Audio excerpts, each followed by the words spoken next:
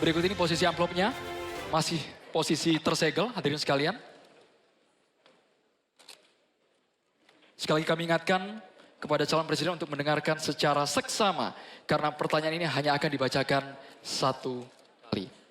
Pertanyaan untuk calon presiden nomor urut 1, Bapak Anies Rashid Baswedan, dengan subtema pendidikan. Tanggung jawab guru dan dosen makin berat, namun kontribusinya kurang dihargai. Meskipun anggaran pendidikan mencapai 20% APBN, kualitas pendidikan terhambat oleh kecilnya gaji, minimnya fasilitas, dan beban administrasi yang berlebihan. Pertanyaannya, bagaimana komitmen dan apa program yang akan dilakukan paslon untuk meningkatkan kesejahteraan serta kompetensi guru dan dosen? Waktu Bapak 2 menit dimulai saat Bapak berbicara. Terima kasih. Ketika kita berbicara tentang mencerdaskan kehidupan bangsa, maka pendidik menjadi kuncinya. Kita ingin pendidik bisa mendidik anak-anak kita. Karena itu kita harus bertanggung jawab dengan penuh atas kesejahteraan pendidiknya, agar dia bisa konsentrasi mendidik anak-anak kita. Prinsip itu harus dipegang oleh seluruh penanggung jawab kebijakan di seluruh Indonesia. Kalau kita punya pegangan itu, maka terjemahannya mudah.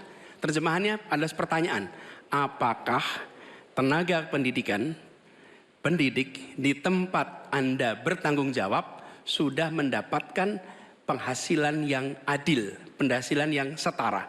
Jadi masalah-masalah yang kita miliki sekarang, misalnya ada puluhan ribu guru honorer belum diangkat jadi guru P3K. Ada 1,6 juta guru belum tersertifikasi. Lalu beban administrasi. Itu semua bisa diselesaikan dengan prinsip tadi. Bahwa kita harus bertanggung jawab atas kesejahteraan pendidiknya. Jadi program yang menurut saya harus dikerjakan, kita akan rencana kerjakan adalah percepatan sertifikasi guru. Pengangkatan 700.000 guru honorer menjadi guru P3K. Kemudian beasiswa untuk anak guru dan anak dosen serta anak tenaga kependidikan. Jangan sampai mereka mendidik ratusan anak tapi anaknya tidak pernah bisa menyelesaikan pendidikan sampai tuntas. Kemudian penghargaan dan tunjangan bagi dosen dan peneliti yang berbasis pada kinerja. Dan yang tidak kalah penting adalah mengurangi beban administrasi. Dosen beban administrasinya luar biasa besar. Dosen itu mengajar, meneliti, melalui pengabdian masyarakat. Tapi jangan diberikan beban administrasi yang terlalu besar. Jadi prinsipnya ada nilainya dulu yang kita pegang, kemudian ada turunan teknisnya, teknokrasi yang tadi saya sampaikan, dan kemudian bebaskan dari beban-beban yang tidak perlu. Demikian jawaban kami. Terima kasih.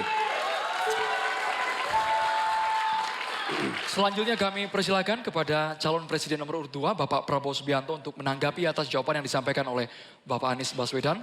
Waktu Bapak 1 menit dimulai saat Bapak berbicara. Secara garis besar ya, secara objektif saya menilai jawaban-jawaban Pak Anies baik, bagus, relevan. Saya banyak setuju dengan jawaban tersebut. Mungkin maklum beliau mantan Menteri Pendidikan begitu. Siap Bapak.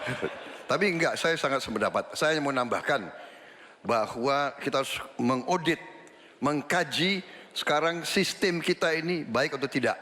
Karena banyak sekali kebocoran-kebocoran dalam alokasi dana yang diturunkan sampai ke tingkat kabupaten dan sebagainya. Ini menyangkut memang masalah mental dan budaya banyak pejabat-pejabat kita. Jadi kita harus koreksi diri, kita harus audit. Dan di mana masalah sistemik yang kurang baik harus kita perbaiki. Kita harus berani memperbaiki sistem yang kurang baik. Terima kasih.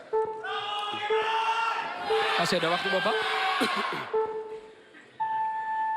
Selanjutnya kami berikan kesempatan kepada calon presiden nomor urut 3, Bapak Ganjar Pranowo, untuk menanggapi atas jawaban yang disampaikan oleh Bapak Anies Baswedan. Waktu Bapak 1 menit dimulai saat Bapak berbicara.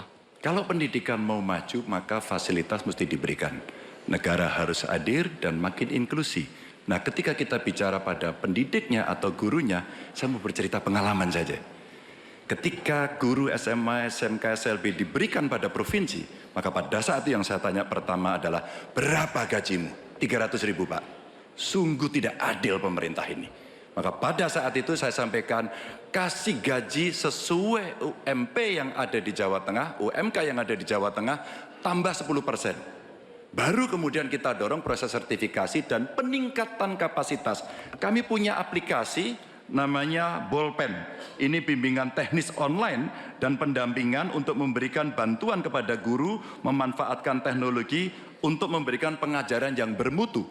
Maka ketika praktek baik ini bisa kita lakukan, maka guru akan bisa bekerja dengan baik dan dia mesti dibebaskan dari persoalan administrasi yang menjerat.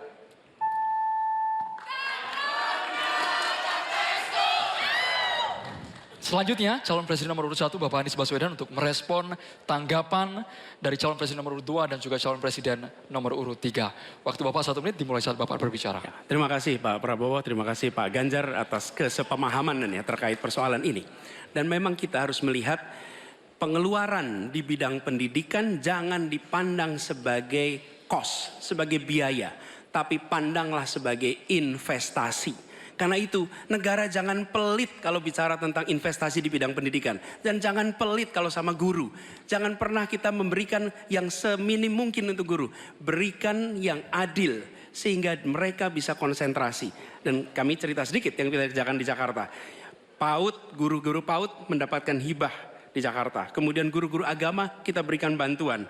Semua guru dan dosen di Jakarta bebas PBB rumahnya. Sebagai apa? Sebagai penghargaan dari negara untuk mereka. Jadi kita berikan dukungan kepada guru dalam artian status, dosen juga begitu, kemudian penghasilannya dan kehormatannya. Pandang ini sebagai investasi untuk Indonesia menjadi negeri yang tercerdaskan. Terima kasih.